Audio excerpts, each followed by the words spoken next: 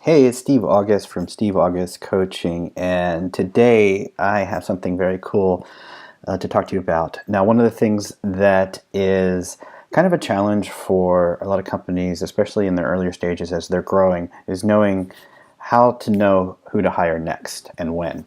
And I'm going to introduce you to a really cool tool called a functional org chart that will help you figure that out in a way that I think is really helpful and can really make the decisions pretty clear. But let's dig in on what the issue is. So who to hire next and when. So the situation generally is business is growing. Yay! That's a good thing. It is what we call a quality problem. But it still can be a challenge. And one of the challenges is, okay, so the workload is rising, business is growing. Who do you need to hire next? Which functions do you need to hire next for? And you would think it'd be obvious, but it sometimes isn't. Do you hire a salesperson, developer, a service person, a support person? Who do you hire next? Which function is actually the area of most need? And sometimes it's a little deceptive because the area of most need isn't necessarily the area where you need to hire. And we'll get into why that is in a few slides here. So the next question is, when's the right time to make the hire? And a lot of it depends on who you're hiring and what their position is and what is their role. And we're going to go through all this in the next few slides. So let's talk about the typical hiring approach. So it usually boils down into 3 steps. We feel pain, the business is growing, the workload is rising, and we need to get some help in. And so we see where the pain, where we're feeling the pain.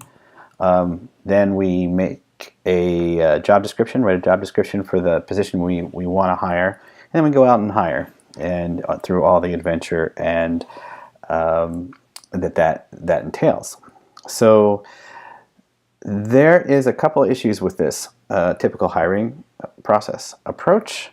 And one is, it assumes everyone inside the company is already deployed for their best or max impact. And that's one of the issues that we're gonna dig into, because that isn't always the case. And if you're hiring on a foundation where you're adding more inefficiently deployed people, or folks who are working in areas that aren't their highest impact area, then you're actually kind of setting a shaky foundation for further growth. So what are the missing steps here? The missing steps between feeling the pain and writing the job descriptions is really sitting back and assessing if your current resources, is everybody who's working in the company right now, are deployed for max impact.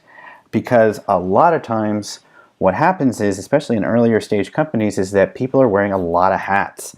And they're covering a lot of things. It's like we call it the human manhole cover, where they're covering, a developer might be covering tech support and things that are crucial to keep the product moving, but may not be their highest value work. So this next step is to see who is wearing hats they shouldn't be. Then we figure out who we really want to hire, write the job description, and go out and hire. So how do you know? Well, one of the things that I like to do is to lay out visually how everybody is deployed in the company, so you can see who is being utilized for the different things, and also where they're being utilized for things and functions and roles that aren't at their highest value. And it's really important to get this out, because when a company is really performing well, everybody is performing at their highest value on their highest value function. And so the visual medium, or the visual tool that we're most familiar with, is the traditional org chart. So, and I'm sure you've seen these in your business life, and essentially lists all the folks in the company and who they report to, and it's usually done, by title, and it's really about showing what the hierarchy is in the company in terms of who reports to who and who holds which title. Now, there's a few issues with the traditional org chart, and that is one, titles mean different things to different companies. So a VP of sales or a VP of service at one company may have different roles and functions than another company, and you kind of find what it means to you. But you can't just look at an org chart from another company and say, I know what that person does more precisely than just their title. But more importantly, in a traditional org chart, people only appear once, even when they're filling multiple roles. So you'll see them as, the director of marketing, and the director of marketing is actually doing all this stuff. They're doing, running the marketing programs. They might be doing copywriting. They may be running the marketing systems. They're doing a ton of stuff, and same on the product or service side. And so, how do you unveil, or how do you pull the veil back on who's doing what, so you can really see how your resources are deployed and where might be the best place to start hiring? So because when you look at a traditional org chart, you really can't see where people are being these human manhole covers. So this is why I use the functional org chart. And this is all about, instead of laying things out by title, it lays out the functions that a company does, the things that it does. And all companies have three main functions that they do. They create products and services, and they sell them and market them, and then they run the organization that does those things. And in the functional org chart, instead of listing out titles, it lists out the different functions. So it breaks down all the different tasks that people have to do in order to make the business go, versus listing it out by title. And it makes it easy to see where people are being human manhole covers, where people are wearing lots of different hats, because in a functional org chart, people can appear more than once. And so what you'll see is that in all these functions, you may see the same name popping up over and over again, and you may see them popping up in roles and functions that isn't their highest value activity. You may see a highly paid developer having to do tech support. You see your marketing manager doing the marketing ops for the systems. So you can see that clearly in a functional org chart. And so let me show you what it looks like. So here's an example of a functional org chart, and you have here there's only one title in here that I put in. You have the CEO on top, but you see what the function of the CEO is: hold the company vision, develop and set strategy, lead the culture, oversee accountability and execution. That's not title per se, that's function. And you look at it from the different aspects of what the company does. On this side, you have the make, or provide or support the product or service. So I've done it for both a product company and a service company. So in the product side of things, you have product management, you have developers and manufacturers, you have designers and UX and product people, customer support. If you have a development team, development operations, a QA documentation. Each company will have a slightly different set of roles, but the main role of making and providing the thing that the company sells is there. And on the service side, you have the design of the service, the people providing the service, the project management, client management, and project support. Now, on the other side of the chart, you have create customers and revenue. That is the function of marketing and sales. And so we break it down by the strategy and leadership, by marketing implementation, content creation, that's copy and design and production, sales outbound, sales inbound, account management, and sales marketing systems ops. Now, your company may have different roles or functions, but ultimately each company does these things. And then, of course, the third column here is the operate the company. So financial management, bookkeeping, IT, tech support, HR and team management, administrative tasks, and legal contracts and compliance. So all companies do these things. And when you look at it this way, you can lay out and see visually who's in what function, because what you do where these lines are is you fill in the name of the person who is fulfilling that function. So in this case, a person, if your developer is doing programming as well as doing DevOps and well as doing some customer support, that person's name will pop up in multiple places, and that's true if you have multiple people. So this can expand to bigger teams as well. And it's super useful because it really lays out where your resources internally are arrayed, so that you can then say, okay, rather than hiring another developer, we hire somebody who specializes in DevOps or support, and that way we can get our developers in their highest value activities. And now we're starting to build on a foundation that's really building on everybody being in their best role. So how to use it? You adjust the functions to your org, and this is a downloadable PowerPoint template. You can use the link on this page, and it will. You can just download it. It's in PowerPoint. You can edit it. Go to town with it. It's free, and I hope you'll find it useful. So you use it by adjusting the functions to your org. Put in the names of people who fill those functions. See where people are wearing multiple hats. Who are the manhole covers? Who are doing things that really they're being overpaid to do? That is just a huge part of getting the most out of your resources. Before you even start bringing people in from outside, is knowing where and how to, which functions need to be covered, or which functions, which people need to be fired from certain functions so they can devote their full attention or into their highest value function. And that's really helpful. And so you decide the next hire based on maximizing current staff impact. So if you know that you can hire, obviously, a support person for less than a developer, then go for it. You can hire that a lot sooner than having to hire another developer. So what does this look like in practice? I'm going to give you two examples, one from a freelancer, say, / solopreneur, just to give you the extreme of what this looks like. So if you're a freelancer or solopreneur,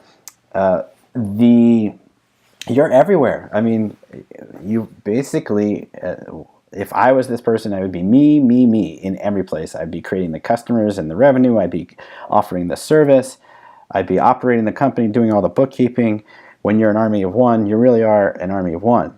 And that's why when you're starting out as a freelancer, you can totally do this, or you can, before things start to grow. But as work starts to come in, things start to fall off the plate.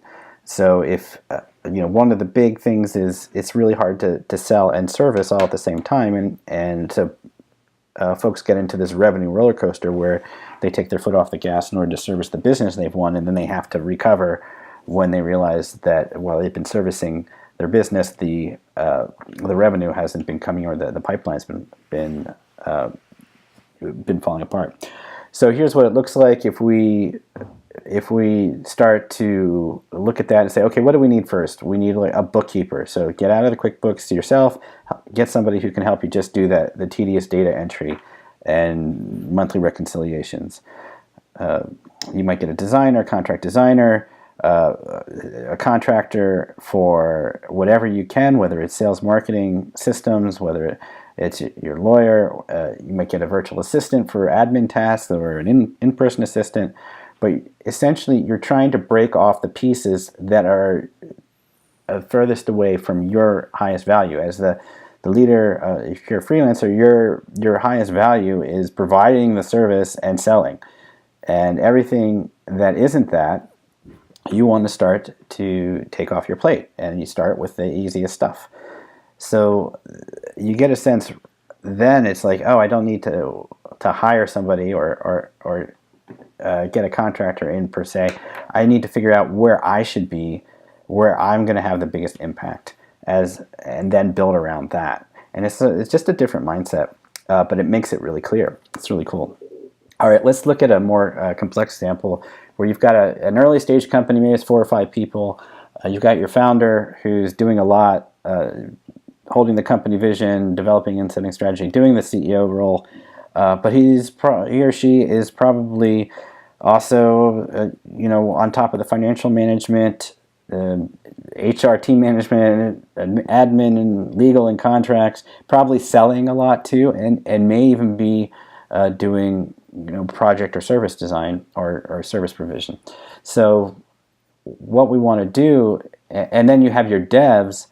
If you have a software company, your developers, especially in the early stage, are doing all kinds of things. They're doing, obviously developing software, but they're probably dipping into customer support. They're running their own DevOps and having to deal with all that. They probably are doing some of the IT in the early stage company as well. You have a designer who's probably doing some product management and QA and documentation. And if you're a service company, you have your senior, your service leader who's probably doing almost everything in terms of designing the service, actually providing it, doing the project management, client management, and project support. And so when you're thinking about hiring, you want to, at that point, say, okay, we got the same people appearing everywhere in lots of different places. Where should we start breaking off their stuff? What's the next thing? Well, if we start going and saying, okay, well, we should bring in a project support person who can take a lot, or a junior client person, an account manager or a junior service pro to take the heat off, so that the senior person can be doing what they're doing. You might be bringing in a tech support, an IT person for the for the tech side of things. You might be bringing in folks who can help with the copy and the design on the agency, or an agency to help the founder with the marketing, or a marketing director. The marketing director in this situation is probably doing everything, so they're breaking off pieces so they can focus on the strategy and the overall implementation, and try to get out of the weeds more. So it's just an example of looking at what you've got, understanding where people are playing multiple roles, because what happens generally when we're in these situations, so we just get used to it, right? We just assume that, okay, because they're doing it this way, that this person's covering everything, and is this amazing, manhole cover, so to speak, covering all these different functions, that's what we should build on. And as a company grows, it actually becomes counterproductive to do that. Now you need people to kind of specialize more and more as the company grows, and you look at where do you deploy your people so they're using their talents for the highest level of impact, and that will tell you who to hire next, and it'll also give you a sense of when. And as soon as you can move them into their highest impact role and doing more of their hours on that, the better off everybody is, and that's from the founder on down to everybody. So, okay, that's the functional org chart. As I said, there's a free download here on this page. Go for it, and it's PowerPoint, so you can edit it and share it with folks. I think you'll find it as a really helpful planning tool. And if this is interesting to you, this is the kind of issues that I coach all around at steveaugustcoaching.com. Go up to the site. I'd love to learn more about your business. steveaugustcoaching.com. Really easy to set up a conversation. Just book a conversation there. And until I speak with you again, I am wishing you all the success in your business. Take care and have an awesome day.